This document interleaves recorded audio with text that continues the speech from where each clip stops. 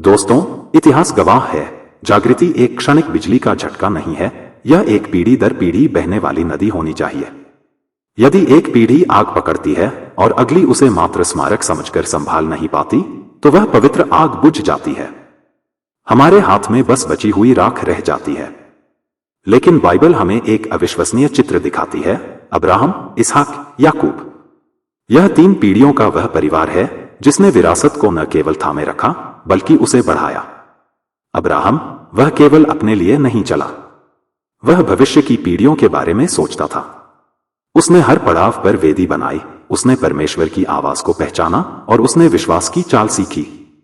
सबसे महत्वपूर्ण बात, उसने यह पवित्र वातावरण अपने घर में बनाया ताकि इसहाक भी उसी आवाज को पहचान सके। सेवाकई की शुरुआत मंच से नहीं होती, यह हमारे घर से होती है।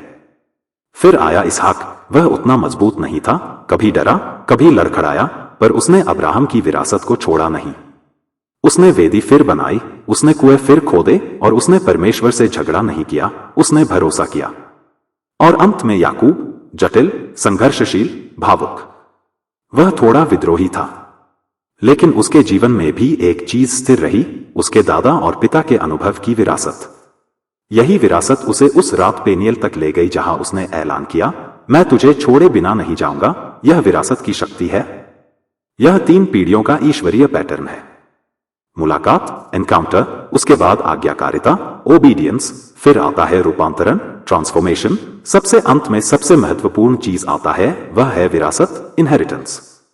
तो सवाल यह है, हम इस पवित्र प्रवाह को अपने घरों में कैसे बनाएं? हम कैसे अपने बच्चों को सेवाकई में मार्गदर्शन दें? सबसे पहले उन्हें वेदी का वातावरण दीजिए। आपके घर में प्रार्थना केवल माँ बाप की पुरानी आदत नहीं होनी चाहिए, यह बच्चों की नई पहचान बननी चाहिए। सुनिश्चित करें कि वे परमेश्वर की उपस्थिति को महसूस करना सीखें। जब आप प्रार्थना करते हैं तो वे महज आपको नहीं देखते, वे स्वर्ग को उतरते देखते हैं। दूसरा, उन्हें अपनी गवाहियां सुनाइए। बच्चे वही विरासत पकड़ते हैं जिसे वे सुनते सुनते बड़े होते हैं। अब्राहम की कहानियां इसहाक की नींव थी। आपकी गवाही आपके बच्चों का विश्वास बन सकती है। उन्हें बताइए कि परमेश्वर आपके लिए कैसे ईश्वर नहीं बल्कि मेरे प्रभु बने। तीसरा, उन्हें व्यक्तिगत अनुभव की ओर ले जाइए। याकूब ने दादा और पिता को देखा था, पर उसका बदलना तब हुआ जब उसने खुद परमेश्वर का सामना किया। बच्चों को केवल धार्मिक शिक्षा नहीं, उन्हें मुठभेड़, एनकाउंटर की दिशा दें। अगर आपको यह हिस्सा पसंद आया तो पूरी गहराई में जाने के लिए मेरा पूरा लंबा वीडियो अभी देखें।